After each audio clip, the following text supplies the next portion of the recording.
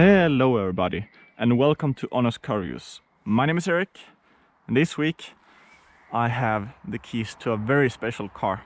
It is the Alpine A110. Car is from France and it is a very unique car in the sense that this car is powered by an engine that is mounted in the middle of the car and is also really light. Regarding the weight, it is 1,100 in kilograms, give or take. That's a really amazing feat because nowadays car journalists really complain about weight. A lot of sports cars are unnecessary heavy.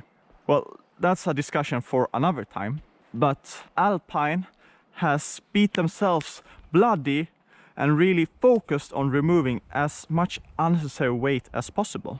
And that means making most of the car out of aluminium. And one other design feature regarding how to reduce weight, I will show you here, is the front bonnet, which of course doesn't hold an engine, but a compartment for your things. So you have the two cylinders that holds up the bonnet, and they are two, and it should be lighter with only one, you might say to yourself.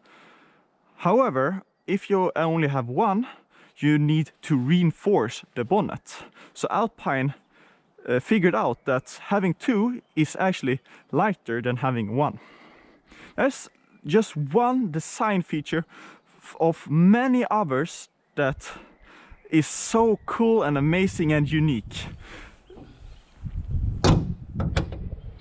Just looking at the car, the blue color really pops and makes this car unique. It is difficult to put your finger on what you like but also dislike, apart from the front lights, because this is a beautifully designed car. It has that French flavor to it. You have the Alpine logo at the right side, and on the left side you have the Alpine name in the front, and you have the French tricolore on both sides of the car. And here you actually have where the air goes to the engine, so you have induction sound right next to your left ear when you're driving. That really gives a unique experience. You have the rear bonnet and rear luggage, which is actually quite okay. It's not very deep, but you can fit a grocery bag if you put it to the side. But of course this car is not made for being practical. It's made to be the purest form of driving experience there is, according to Alpine, because this is the A110 Pure. It is the purest form. There's also the Legend, and there's also the A110S. So the S is more powerful, has some wider tires, some stiffer, and roll bars is a bit lower, and some other things. And the Legend is more of a GT cruiser. It has some different seats, it's more comfortable. So the Pure, that name echoes throughout the car, especially when you drive it. So what are the details of the car? What are the facts? What are the statistics? Well, the car is, as I said before, mid-engine. The weight is 1,100 kilograms, give or take. The car is powered by a 1.8 liter four-cylinder turbocharged engine, which spits out 252 horsepower, which might not sound a lot, but because this car is so light and it has a really low center of gravity, this car really goes. It goes from 0 to 100 kilometers an hour in 4.5 seconds. The details and the statistics tell one story, but driving the car tells a completely different story. Before I go into the car, I have to say a couple of things regarding the exterior, and that is that you can't really see the engine. It is covered by the Alpine logo. The car, regarding the brakes, they are upgraded, and the seats are with the pure bucket seats. When I step into the car, I fit comfortably because the chief director of Alpine is, if I'm not mistaken, over 190 centimeters, and his only demand was that he should be able to drive his own cars, and that means that I can fit. I don't know if you saw from the exterior, but there's a little curve in the roof on each side, on the driver's side and on the passenger side, which means that you have a lot of extra headroom, and I could actually have a racing helmet on and I wouldn't hit too bad. One thing that you will notice directly is the body colored side panel here, which I think looks stunning, especially with this rectangular shaped stitching. And this rectangular shaped stitching is also found on the side of these sub-belt bucket seats. Sound system. They are made from a special material that will make them lighter. A problem with that is that they don't sound that good. Maybe it's because there's a lot of noise coming into the cabin, but you will have a big difficulty hearing your favorite radio station and when they talk. So buying this car, if you were for listening to music when you're driving on the motorway, might not be the best idea.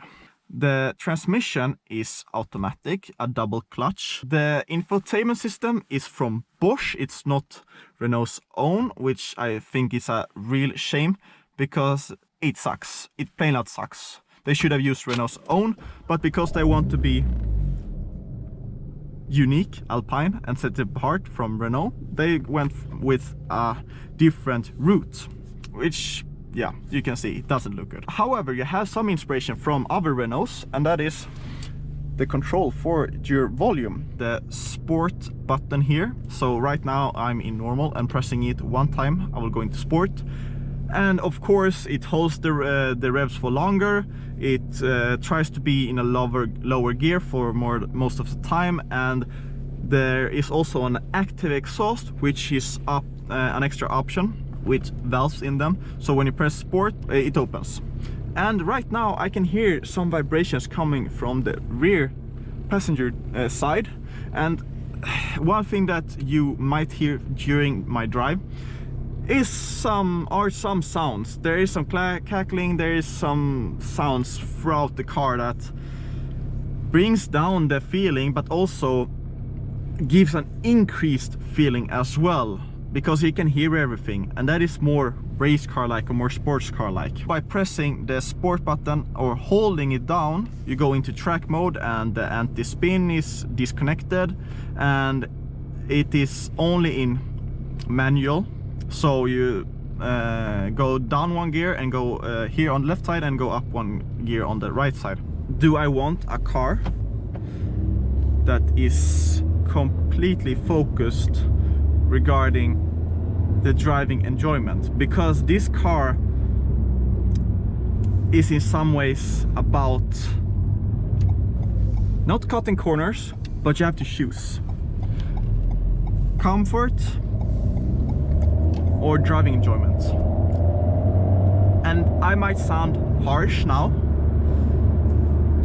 but having been driving this for a week and having to use this from day to day,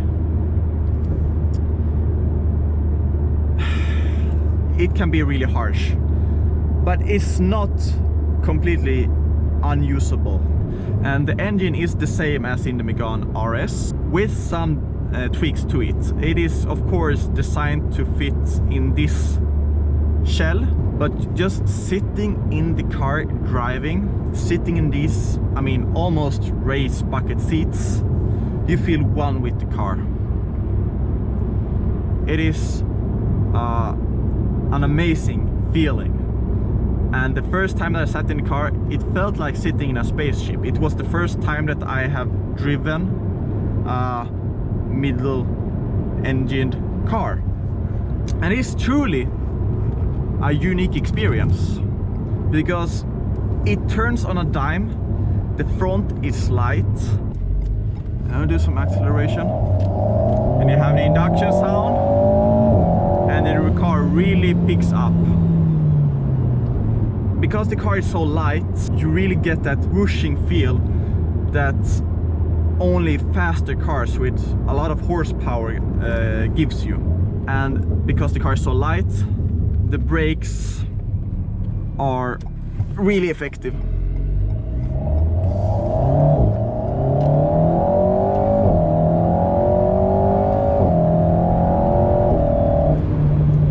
It is actually really planted and well behaved. It is really lively because of the, if you want it to be, if you disengage the traction control and everything, it is lively.